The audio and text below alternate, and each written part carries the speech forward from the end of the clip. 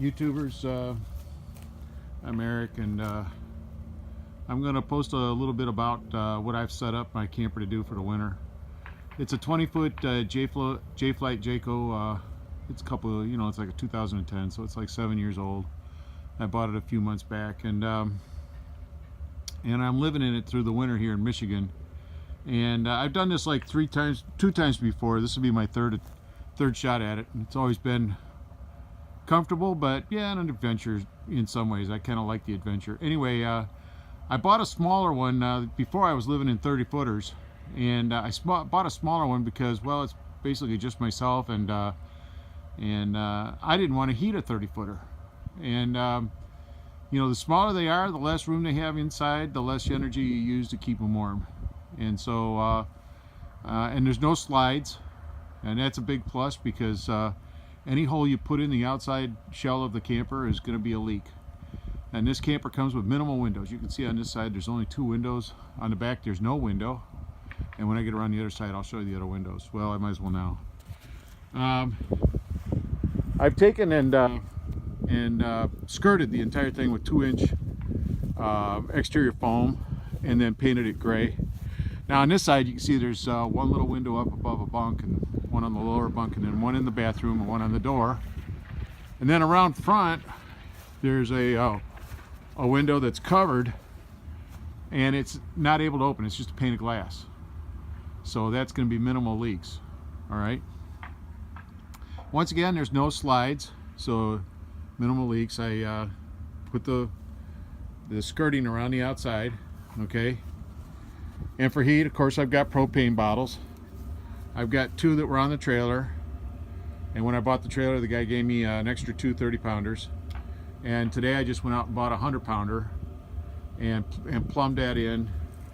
Bought all the plumbing fixtures necessary, to stick it onto my regulator. And basically what that does is it allows me to leave with the temperature set down low in the cab inside the trailer, and not worry about it running out of gas, because a 30-pounder might run out of gas if it got below 20 degrees outside, if I was gone for more than a month. Anyway, and there's just the 1 battery. And so now on the other features that I got going, I'm sure you noticed there was probably some stuff in the back around here, so I'll go back around here again. And on this side here, I have a 1,000-gallon water tank, and it's covered with a tarp so light can't get inside the it's white poly, and so to keep the bacterial growth and algae from growing inside it, I covered it with a tarp so it's dark on the inside. And you can see it's full of water. The water runs me at the moment around $50 for 1,000 gallons delivered, and I'm looking for another supplier. I think I might be able to find another supplier. Now inside that brown tarp covered thing, I'll show you pictures of it later, but there's a pump house in there, and again, it's all heated. I use a light that they use to keep baby chicks warm, and it's on a thermal switch, and I'll show that to you, so that it comes on at 35 degrees and turns off at 46 degrees. So the temperature inside there will never be less than 36 degrees, and oftentimes warmer than that. And then the valve in between, there's a hole that builds a tunnel so that the tunnel is heated, so that the valve between the tank and the tarp can't freeze up. And then inside the tank, I'll show that to you. Inside the tank, you see that little wire that goes inside here. Well, that comes up. This is a tank I used 7 years ago, so I know it works. But inside here, you can see there's one of those floating tank heaters, tank stock heaters, or stock tank heaters. And that cycles also between 35 and 46 degrees. So it'll come on when the water temperature is below 35 degrees and go off when the temperature of the water is above 46 degrees.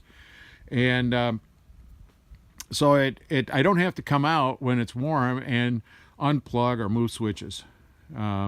On this side of the trailer, I didn't build foam all the way around it. It just wasn't convenient. I got one of them wheel covers just to plug the hole. And then now on my septic system, I keep the tanks closed off and only open them when they're full. And the tanks have got heaters, and I'll show those to you also. There's a tank heater on the gray and on the black water tank. And those, again, cycle between 35 and 46. They're all on one of those thermal switches. And then there's a heated hose. I got it from Camping World. I made my last one, but this one is pre-made. It's a commercial made product. And it's also on the same circuit, 35 to 46. And then, of course, it has an internal thermostat that runs the hose temperature back and forth. But I have them all on thermal switches so that I don't have to come out and unplug them when the temperature gets warm, and that way I'm not using my buddy's electricity too bad. He's pretty generous and isn't charging me for it, so I try to maintain my electricity usage at the minimum. Okay, so now on the inside, I have,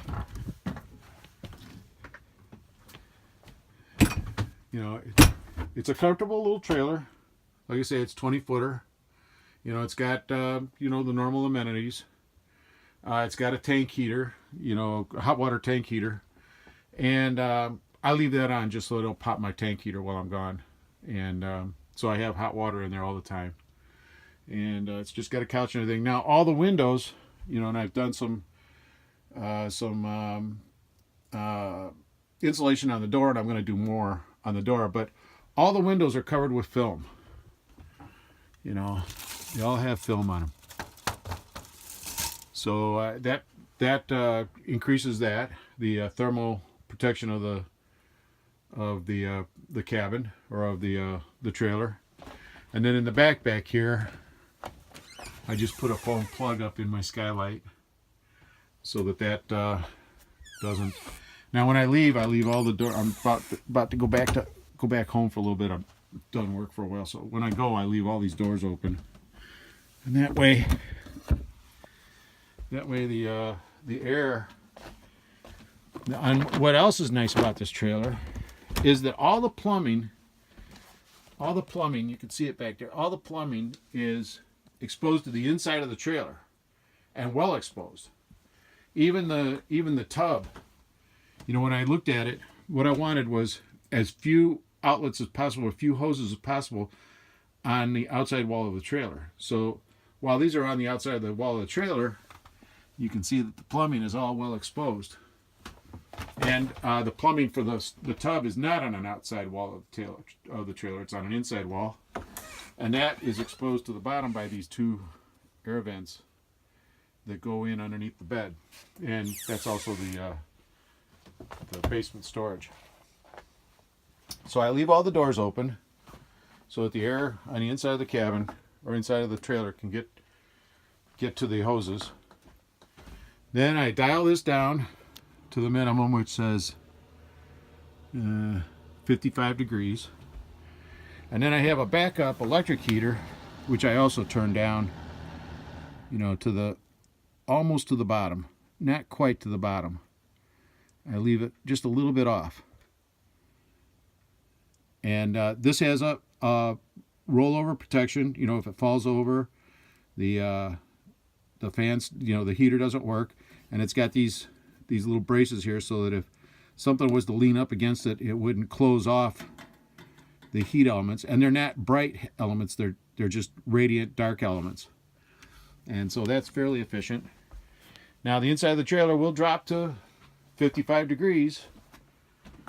But between the 100-pound tank and my between the 100-pound tank and my electric heater, I should be able to keep the inside from getting too cold or from freezing.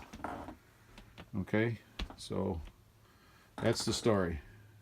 Now, my ideas on surviving winter. I've done this before, like I said, and I never got cold. I never froze up. I had minimal. What you do is when you take a shower, you do a normal RV shower. You wet up turn the water off, soap up, turn the water on, rinse off, minimal water. And then at the end, I always wipe it down. You know, I have an extra rag here, and I wipe the whole shower down so there's no water left on the surface of anything. And then I turn the fan on, and I leave it on for 5 or 10 minutes so that it completely exchanges the inside air of the trailer to drier air. And if I cook, I use the vent, make sure that the wet air is exhausted out the side. Now, rodent, I also run one of these little moisture absorbers inside the trailer all the time. Now, as far as animals and rodents go, I have one of those. I know everybody says that they're like scam things, but I got one of these little sonic bug chasers, okay, bug and rodent chasers, and then I got mouse traps all over the place. And so far, I haven't caught a single mouse, nor have I seen, you know, in the 3 months that this trailer's been set up, nor have I seen any rodents or bugs inside the trailer, you know. So I'm hoping, like I say, I've got traps underneath the trailer. I got traps all over the place inside here, and I haven't found anything in them yet, so hopefully I don't have a problem. So that's bugs. Moisture, I don't ever have trouble. I have some moisture on the windows, but it doesn't drip down onto the windowsills, and I don't end up with a wall rat problem. And like I say, last time I did this, I lived in the trailer for about 3 years, and the time before that was about 2 or 3 years, you know. So I mean, I've got a little experience with it, and I just don't have the problems that some people are talking about, you know. Be prepared. Be prepared. I'm going to get a little generator and keep that on the side so that I have something to power my furnace if the electricity goes out, you know.